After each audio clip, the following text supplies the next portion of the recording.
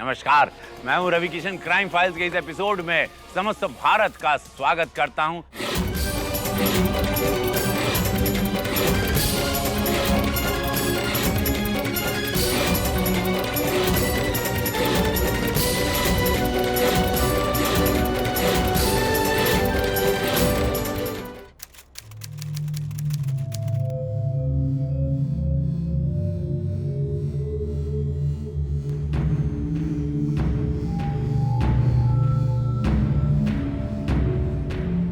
जी, हमें मैडम जी से मिलना है। वो बस थोड़ी देर में आ रही हैं, तब तक आप वेट कर लीजिए।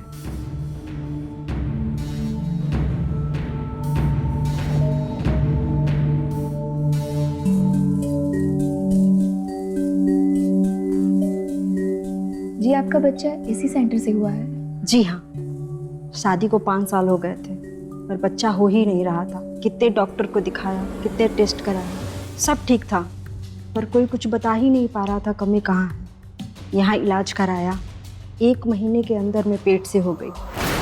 पिछले हफ्ते ही मेरी बेटी हुई है, इसका नाम रखवाने आया है।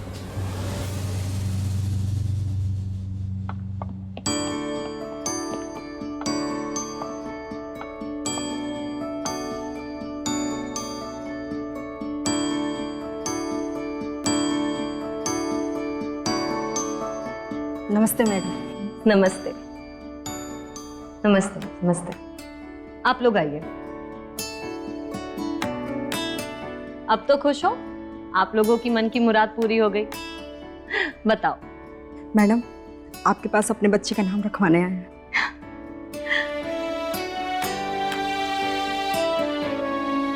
ममता। ममता, बहुत अच्छा नाम। बहुत अच्छा नाम। आप लोग आइए, बताइए। नमस्ते मैडम। नमस्ते नमस्ते। मुझे 2 साल हो गए शादी को। दवाई, वैद, हकीम सब कुछ करा लिया। बहुत विश्वास के साथ आपके सेंटर में आए, यहाँ का नाम सुन के। चिंता करने की कोई बात नहीं है। आप रजिस्ट्रेशन करवा लीजिए, फीस काउंटर पर दे दीजिए, बाकी आपको मोहित समझा देगा। नमस्ते। जी, रजिस्ट्रेशन कराना है। जी, आप एक काम कीजिए, आप ये फॉर्म लीजिए, इसे अच्छे से पढ़ लीजिएगा और इसे भर दीजिए। और आपको 3 दिन लगातार क्लिनिक आना है। आप कुछ ही घंटे में घर वापस जा सकते हैं। खाना हल्का रखना है और नींद पूरी लेनी है। अभी रजिस्ट्रेशन के लिए आप 50,000 जमा करा दीजिए और बाकी के 50,000 आपको इलाज शुरू होने से पहले देना होगा। जी, इलाज शुरू होने से पहले 1 लाख रुपये? जी, इलाज होने के बाद हम आपसे पैसे लेने के लिए पीछे तो नहीं भागेंगे ना? अभी तो इतने पैसे नहीं लाए हम। मोहित, अभी जितने पैसे हैं उनसे रजिस्ट्रेशन कर लो, बाकी के पैसे आप इलाज शुरू करने से पहले दे दीजिएगा। जी, तो आप अभी रजिस्ट्रेशन फीस पे कर दीजिए, आप बाकी कल दे देना। जी जी। कहाँ साइन करना हो? आप एक यहाँ साइन कर दीजिए।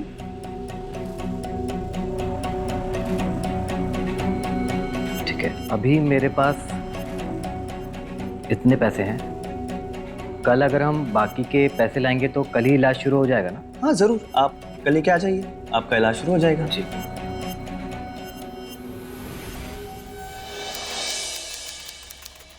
आओ। ए जी, मेरा मन बहुत घबरा रहा है। काहे घबरा रही हो? हम हैं ना तुम्हारे साथ, और मैडम जी भी तो है।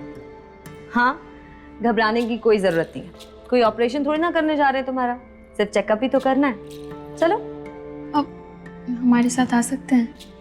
सरिता, इलाज तुम्हारा होना है। इनकी जरूरत होगी तो हम बुला लेंगे। आप जब तक हॉल में ही वेट कीजिए। मोहित, इन्हें हॉल में बैठाओ। चले, ये है हमारी ट्रीटमेंट क्लिनिक, यहीं बैठ जाओ। तुम्हें घबराने की कोई जरूरत नहीं है सरिता, तुम बिल्कुल ठीक जगह हो। अच्छा ये बताओ, तुम्हारी शादी को कितने साल हो गए? जी 2 साल हो गए। एक बात बताओ, तुम्हारा तुम्हारे पति के साथ रिश्ता तो होता है ना? जी जी, होता है। अच्छी बात है, क्योंकि मैं समझ सकती हूँ कि बिना बच्चों के पति पत्नी की जिंदगी कैसी हो जाती है। पर तुम टेंशन मत लो, तुम्हें कोई चिंता करने की जरूरत नहीं है। लो, इसे पी लो। ये क्या है? पहला डोज पी लो।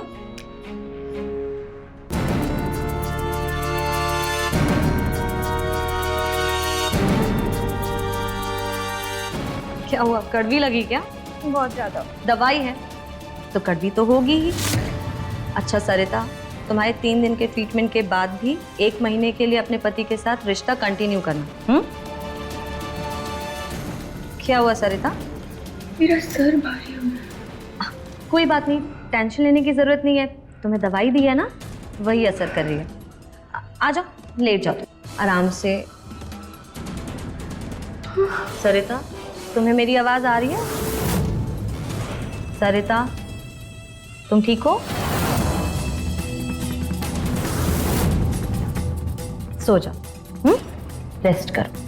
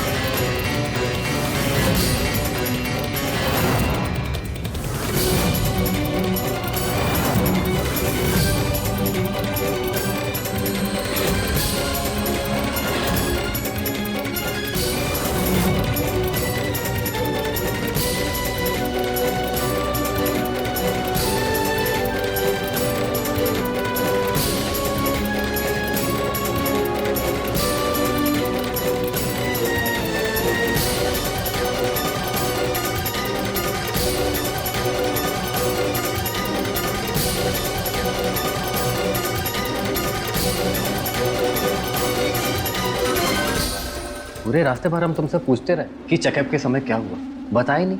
अरे हम बताए तो थे, कोई लाल कलर की दवाई पिलाई थी, उसके बाद हम बेहोश हो गए थे।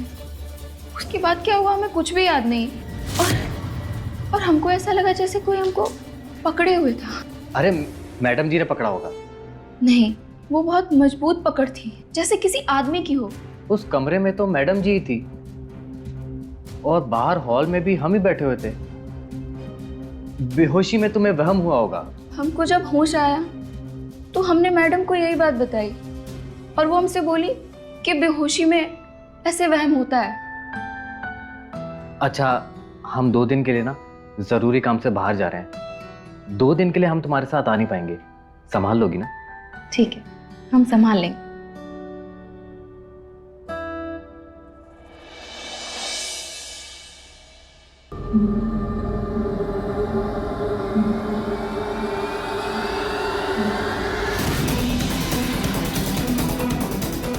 कौन है? कौन है?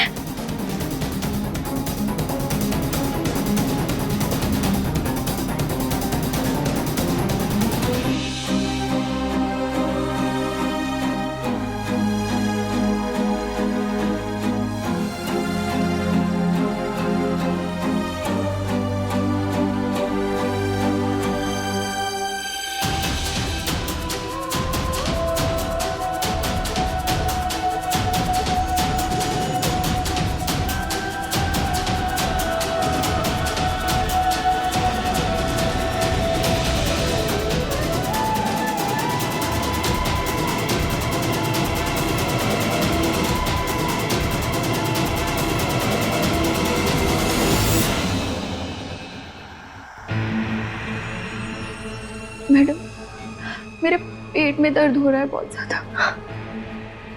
चिंता की कोई बात नहीं है सरिता, तुम्हें बच्चा हो इसके लिए इलाज चल रहा है और जो दवाइयाँ तुम्हें दी जा रही हैं वो तुम्हारे शरीर को तैयार कर रही हैं। अब जब शरीर में बदलाव होगा तो दर्द तो होगा ही। तुम घर जाकर के आराम करो, दर्द ठीक हो जाएगा। हमको कल भी एहसास था, लेकिन आज मुझे सब याद है। हमने देखा उस कमरे में कोई था। नहीं सरिता, तुम कुछ ज्यादा ही सोच रही हो। मैंने तुम्हें कल भी बोला था ना कि जब बेहोशी की दवा देते हैं तो बेहोशी में ऐसे वहम होते हैं। इस क्लिनिक में सिर्फ मैं ट्रीटमेंट करती हूँ, सिवाय मेरे और मेरे पेशेंट्स के मेरे ट्रीटमेंट रूम में कोई नहीं आ सकता। पर मैडम देखिए ये निशान कैसे हुए? ये नॉर्मल है सरिता। जब पेशेंट्स को दवाई दी जाती है तो बदन टूटता है, तो फिर कुछ पेशेंट्स अपने हाथ पैर मारते हैं, कुछ चीखते चिल्लाते हैं और कुछ खुद को ही नोच लेते हैं। और ये निशान तुम्हारी ही पकड़ के हैं, इसीलिए तो बेहोशी की दवाई देते हैं, वरना बिना बेहोश किए तो पेशेंट्स मुझे अपना इलाज ही नहीं करने देंगे। एक बात याद रखना सरिता, मैं थोड़ी अलग टाइप की डॉक्टर हूँ। मैंने सारी पढ़ाई खुद से की है और ये औरतों की कमज़ोरी, इस पर भी रिसर्च खुद की है मैंने कई औरतों की सूनी गोद भरी है और तुम्हारी भी ज़रूर भरेगी। पर मेरे ट्रीटमेंट रूम में जो भी ट्रीटमेंट हुआ है वो तुम किसी को नहीं बताओगी, यहाँ तक कि अपने पति को भी नहीं। शाबाश, अब जाओ और रेस्ट करो।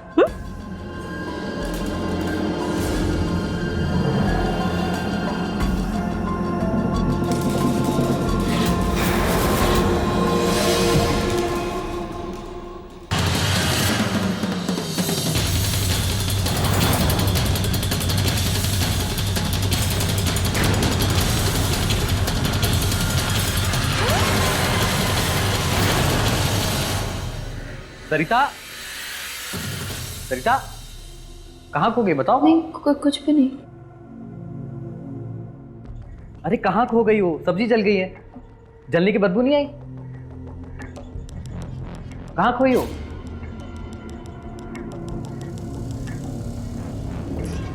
मेरे ट्रीटमेंट रूम में जो भी ट्रीटमेंट हुआ है वो तुम किसी को नहीं बताओगी, यहाँ तक कि अपने पति को भी नहीं। नहीं कुछ भी नहीं। खा लेंगे हम, जैसा भी बनाया जला भुना खा लेंगे।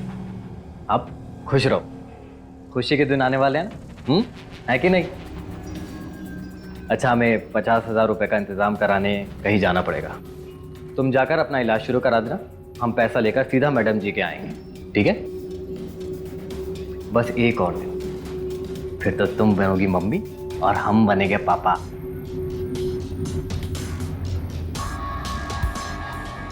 खाना ले आओ, ठीक है?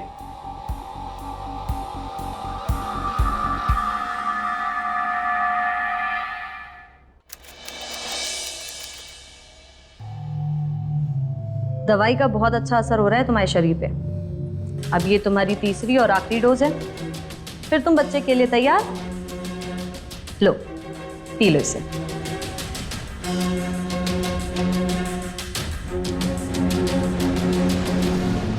क्या हुआ? पियो, पी लो।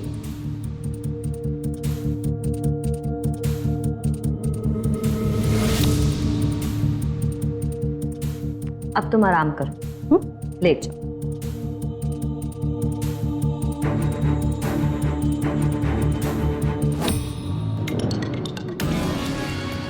सो जाओ।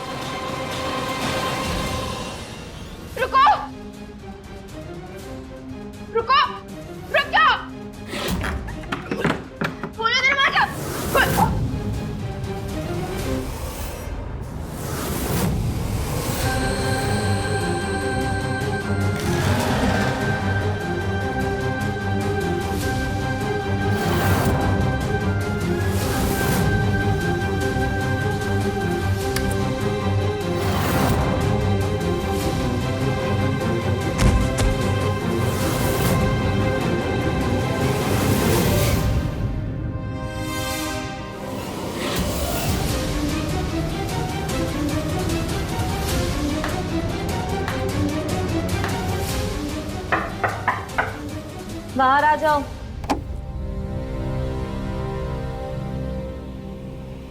वो कहाँ चली गई?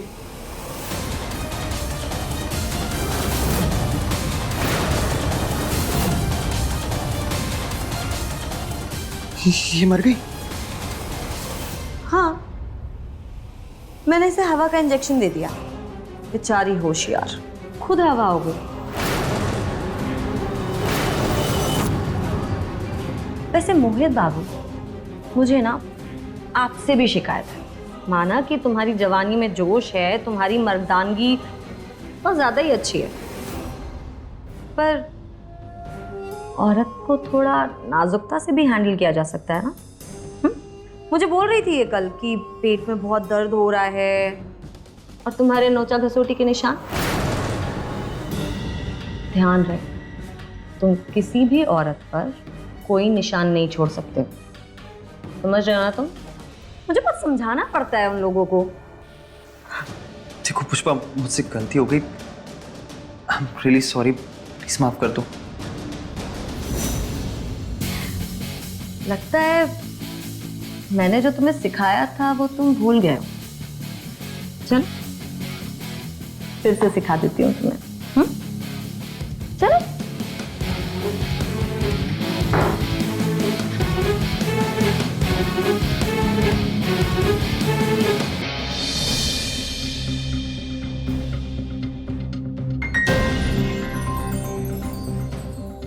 इन औरतों का शरीर वो तो बस काम है, पर प्यार करना किसने सिखाया तुम्हें? तुमसे। पहला और आखिरी प्यार कौन है? तुम।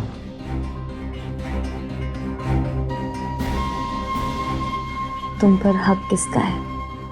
तुम्हारा।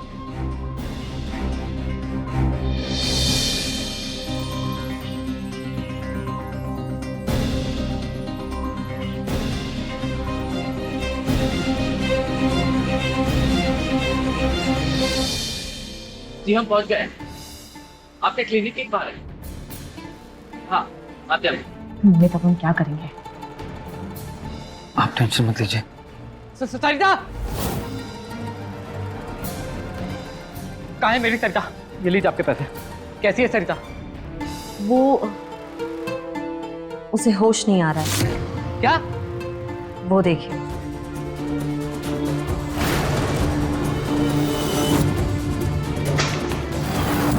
सरिता, सरिता, सरिता उठो। इसके तो सांसें नहीं चल रही हैं।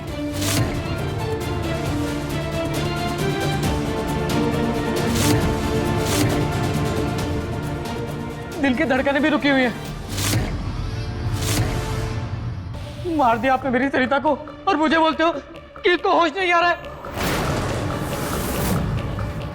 इलाज के नाम पर आपने कुछ गलत किया है मेरी सरिता के साथ। मैं चुप नहीं बैठूंगा, मैं पुलिस के पास जाऊंगा।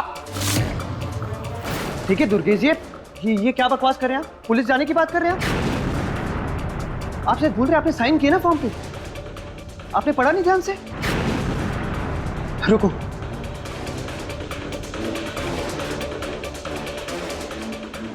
यही है ना फॉर्म? आपकी सिग्नेचर्स है ना? आपने शायद पढ़ा नहीं ना, मैं पढ़ के बताता हूं। पेज नंबर 2 संख्या 3 में लिखा है, इलाज के दौरान अगर किसी भी प्रकार की हानि होती है, मानसिक शारीरिक, तो उसके जिम्मेदार आप खुद होंगे। आप अपनी मर्जी से इस इलाज के लिए हमारे पास आए हैं और इस कागज पर अपनी साइन होने के बाद पुलिस, कोर्ट कचहरी ये सब जाने का मतलब नहीं होगा, क्योंकि इन सब के जिम्मेदार सिर्फ और सिर्फ आप होंगे। अगर यकीन नहीं होता तो खुद पढ़ लीजिए।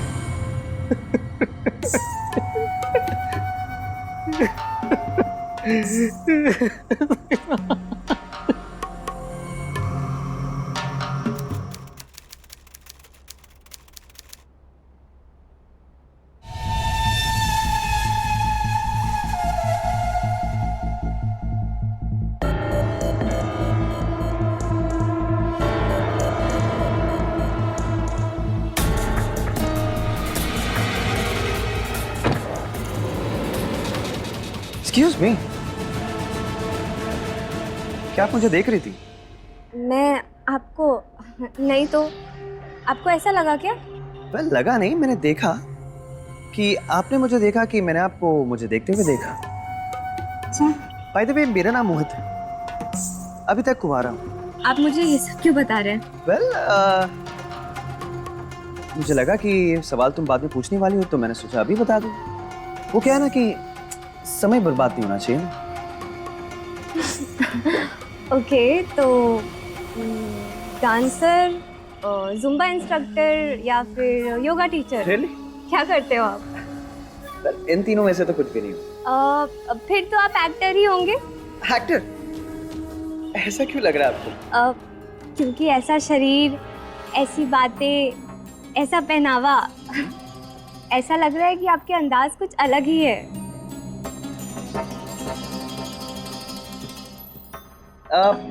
वैसे मैडम वो मधु नाम है मेरा। हाय। हाय।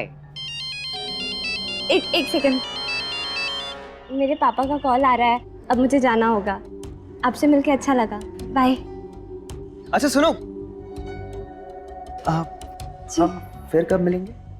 फिर वैसे ही जैसे आज मिल गए।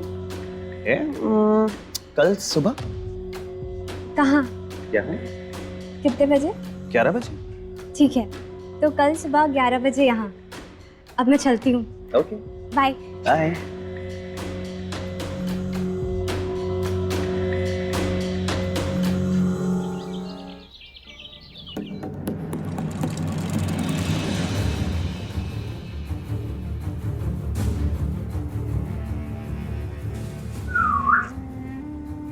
क्या बात है हीरो, कहाँ जाने की तैयारी है?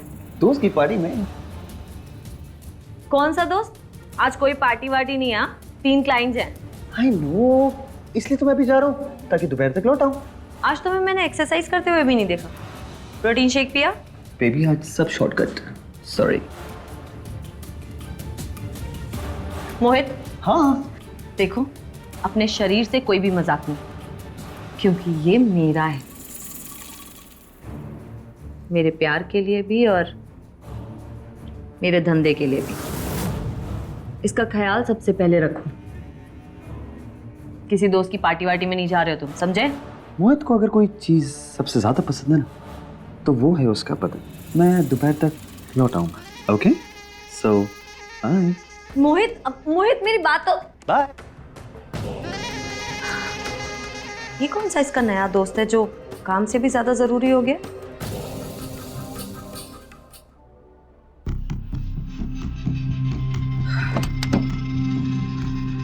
आपको नहीं लगता आपको ज्यादा ही लेट थी? सॉरी, वो मैं लेट हो गई, पर पापा घर पे थे। बहुत मुश्किल से बहाना बना के निकली हूँ। It's okay. अब वैसे तुमने बताया नहीं कि तुम काम क्या करते हो। काम? वेल, मैं खुशियाँ बांटता हूँ। खुशियाँ बांटते हो? मैं समझी नहीं। मैं समझाता हूँ, अपना हाथ दो।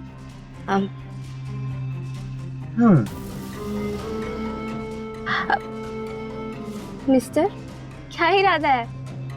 इरादा तो कुछ नहीं था, मैं तो बस तुमसे इसलिए हाथ मांग रहा था ताकि तुम्हारा हाथ देख के मैं तुम्हारी खुशियाँ बता सकूं। अच्छा, तो चलो बताओ। ठीक है, लेट्स सी।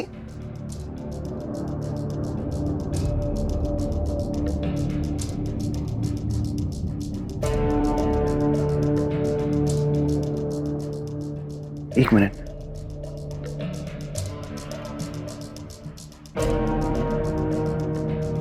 मोहित, बस। क्या हुआ? तुम्हें मेरा छूना पसंद नहीं है? देखो मोहित, ऐसा छूना, ऐसी नजदीकियां, पर्सनल टच, ये सब शादी से पहले ठीक नहीं है।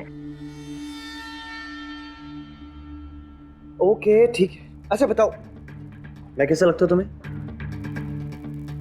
तुम मुझे अच्छे लगते हो, पर फिर सिर्फ अच्छा लगने से नहीं होता है। प्यार, शादी, ये पूरे जीवन का साथ, ये सब बहुत सोच समझ के करना पड़ता है। ओके मधु जी, मैं समझ गया। अब आइसक्रीम खाओ।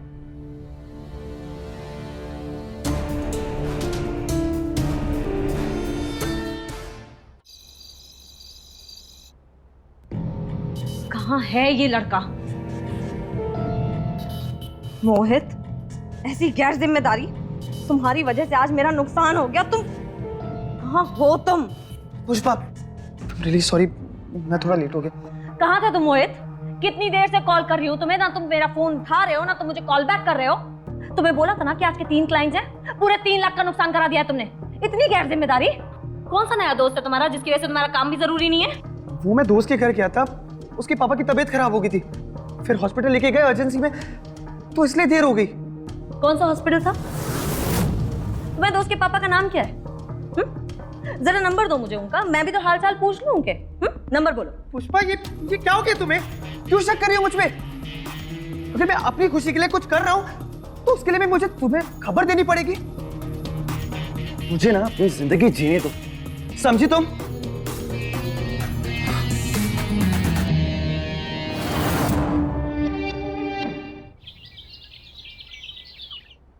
मैं तुम्हारे लिए कुछ लाया। मेरे लिए क्या? Thank you so much. Madhu, मैं ना तुमसे बहुत प्यार करता हूँ और ये जीवन मैं सिर्फ और सिर्फ तुम्हारे साथ बिताना चाहता हूँ। तुम बताओ, मैं क्या करूँ कि ये रिश्ता उस रिश्ते में बदल जाए जो तुम चाहती हो? मोहित, मैं तुम्हें कैसे समझाऊं? देखो, ये सब फैसले ना सिर्फ हम दोनों मिलके नहीं ले सकते। इसके लिए मेरे मम्मी पापा से मिलना होगा तुम्हें।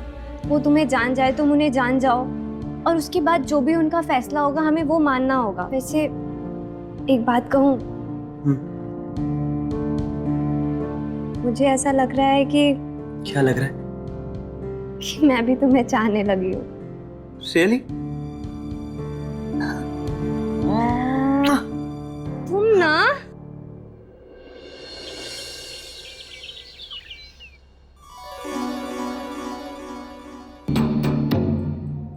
लड़की थोड़ी घबराई हुई है, इसलिए आराम से। हाँ,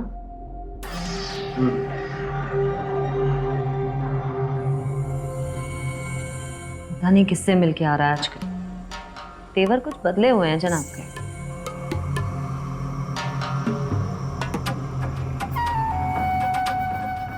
क्या हुआ, वापस क्यों आ गए? पुष्पा, मुझे ना किसी भी औरत के साथ कुछ भी करने का मन नहीं कर रहा है। ठीक है, अगर तुम्हारा मन नहीं है तो फिर कोई फायदा नहीं है ना उन औरतों का इलाज कराने का। पर मेरे साथ तो मन है ना तुम्हारा।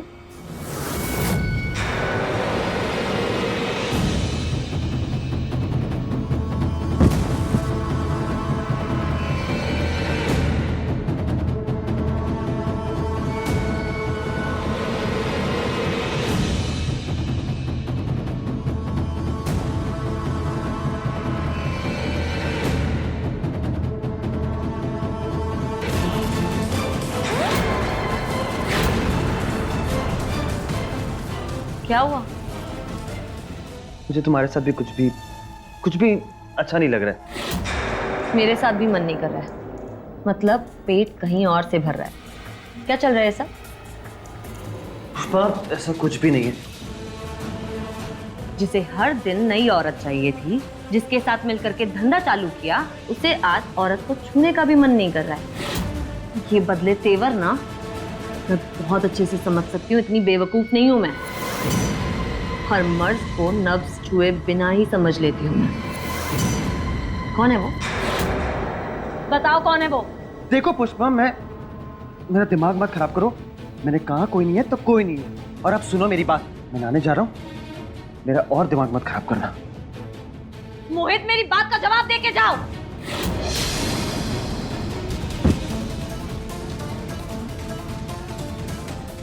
वही तो जरूर है। मैं पता लगा के रहूंगी मोहित।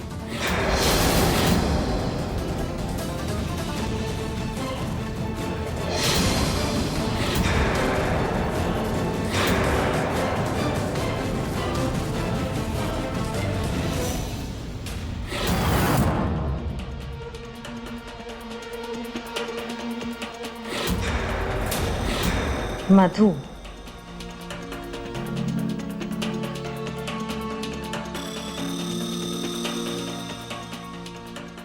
तो मिल गई फुर्सत हीरो को। मधु, मैं मोहित नहीं, उसकी बहन बोल रही हूँ, पुष्पा। दीदी? पर मोहित ने तो कभी बताया नहीं कि उसकी कोई दीदी भी है।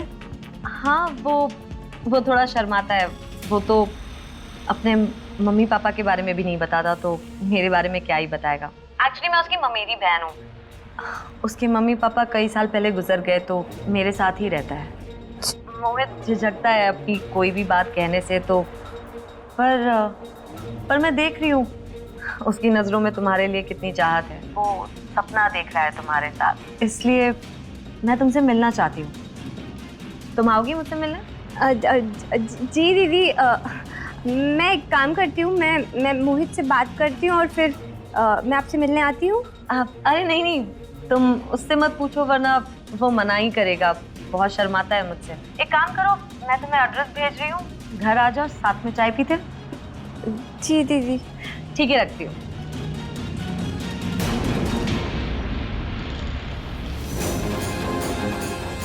अब करती हूँ तेरा इंतजाम, मधु डार्लिंग।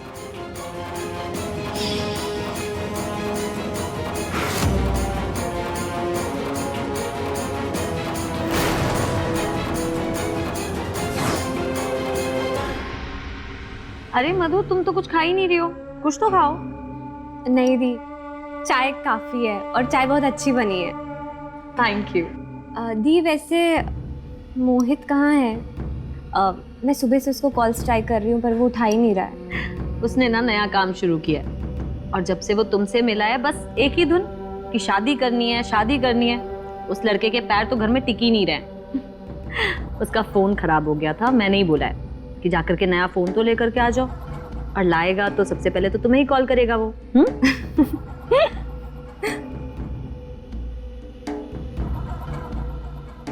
वैसे दी, ये आपका क्लिनिक है, मेरा मतलब है आप डॉक्टर हो? हाँ, जो बड़े बड़े डॉक्टर्स नहीं कर पाते वो हम करते हैं। अच्छा, पर आप करते क्या हो? हम लोगों को खुशियाँ बांटते हैं। खुशियाँ मतलब मैं समझी नहीं, कैसे? चलो मैं तुम्हें अपना ट्रीटमेंट रूम दिखाती हूँ। चलिए। आओ।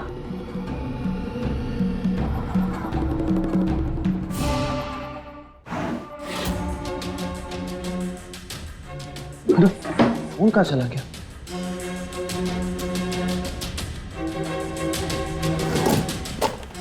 यहाँ भी नहीं है।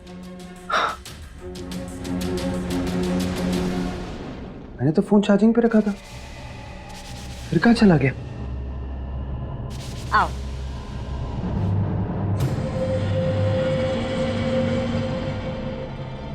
आओ, ये हमारा ट्रीटमेंट रूम है। अच्छा, तुम आराम से बैठ जाओ। मधु, तुम हमारे मेडिटेशन का तरीका देखना चाहोगे? तुम्हें काफी रिलैक्स फील होगा। जी दी, बिल्कुल।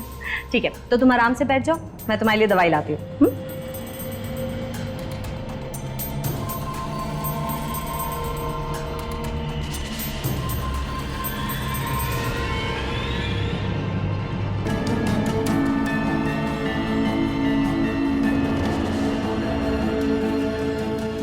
ये लो, पी लो। ये क्या है? ये हमारी स्पेशल दवाई है, तुम इसे पियोगी तो काफी रिलैक्स फील करोगी। P low.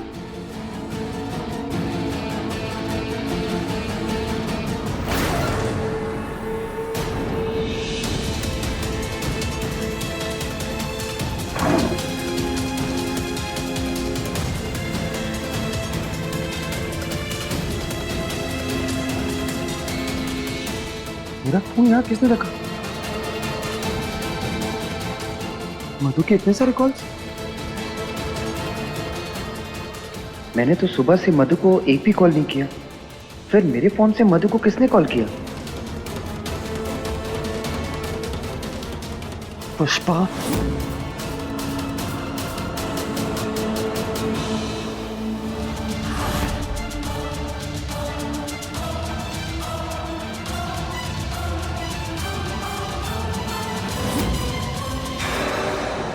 मन को बहने दो, जहां वो जाए, खुद को रोको मत।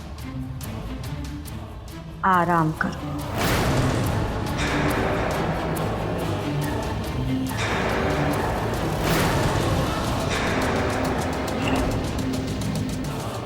अब तेरा खेल खत्म।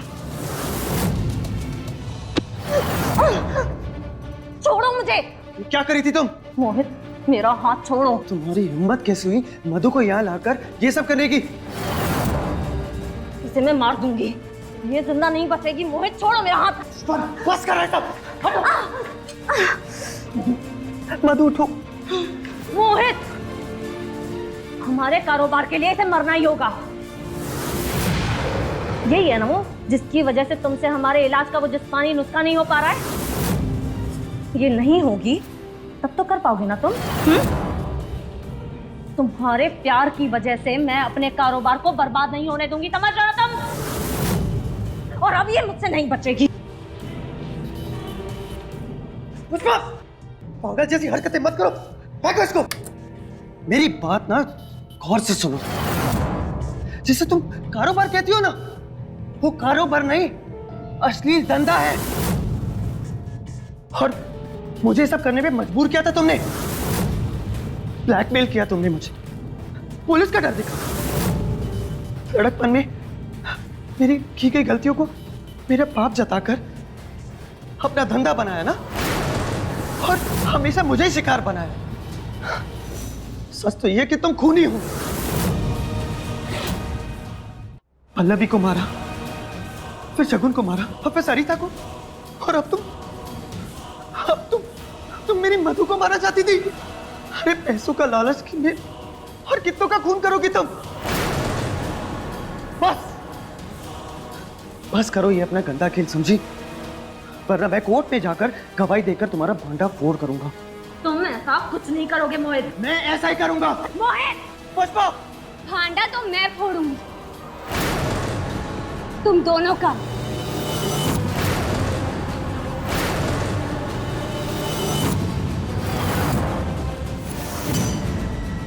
पाप के भागीदार तुम दोनों हो। पुष्पा के साथ साथ अपराध तुमने भी किया है मोहित, और तुम दोनों को सजा मिलके रहेगी। और तुम्हारा अपराध तो पुष्पा के अपराध से बहुत ज्यादा बड़ा है।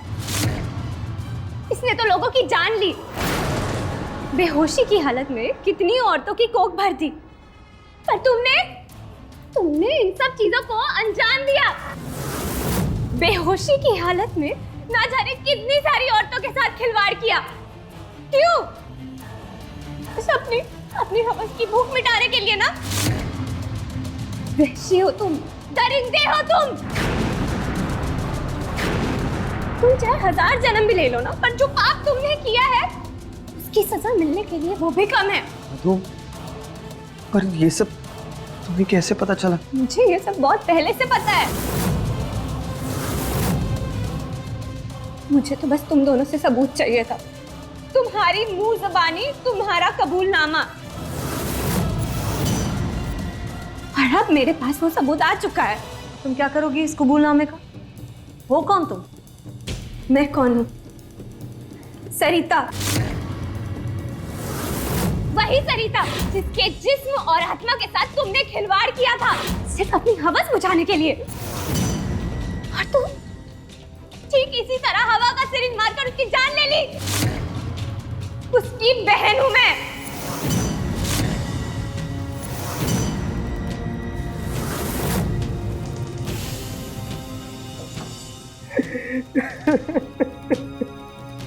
दीदी, दीदी, जीजा जी, दीदी को क्या हुआ? हमें माफ कर दो मीरा। हमारे एक बच्चे की इच्छा ने हमसे हमारी सरिता को छीन लिया। हम गुनहगार हैं, तुम्हारे और इसके, लेकिन वो सेंटर वाले पापी हैं जिन्होंने हमारी सरिता को मारा। एक बच्चे की लालसा की वजह से उस औरत ने हमारे साथ विश्वासघात किया। कौन औरत जीजा जी? और कौन है ये सेंटर वाले, बताइए मुझे।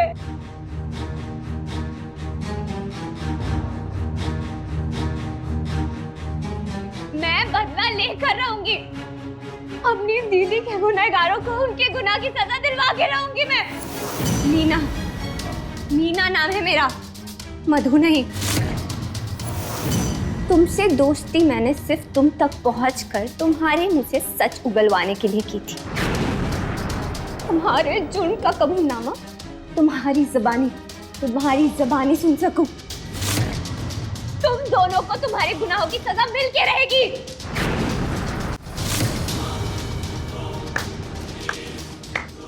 ड्रामा बहुत अच्छा था, पर जो मैंने कहा, जो मोहित ने कहा, ये सुना किसने? जो हमारा कबूलनामा है वो सच है, ये कैसे साबित करोगे तुम? कहाँ है? सुना दो तुम दोनों को। हाँ, एक काम करती हूँ, सुना देती हूँ। चलिए, मैंने सब कुछ रिकॉर्ड कर लिया था जब तुम लड़ रहे थे।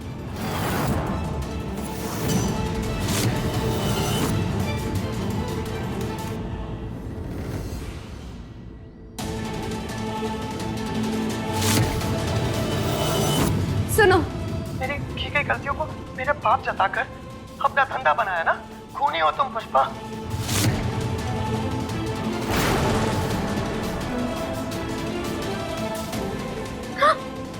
अच्छा ले ही लो। वो क्या है, तुम दोनों के काम आएगा। जेल के सलाखों के पीछे कुछ काम नहीं रहेगा ना करने को, तो यही काम करना। इस रिकॉर्डिंग को रिपीट पे सुनते रहना, ताकि तुम दोनों को पता चले कि तुम कितने बड़े पापी हो। और यही नहीं,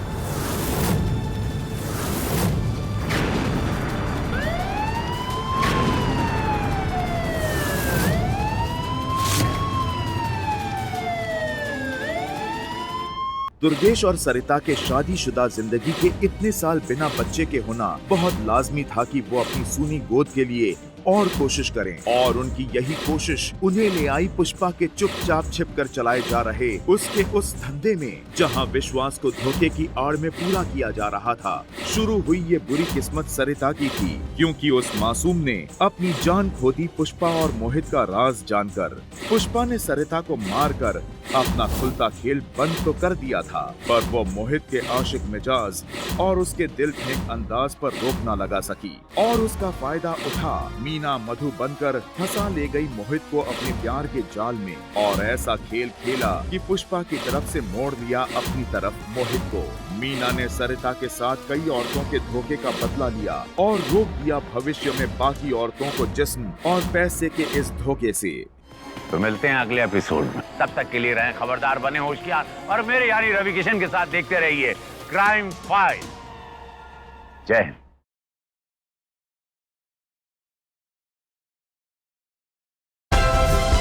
Like, share, subscribe and click on the bell icon to never miss an update from Ishara.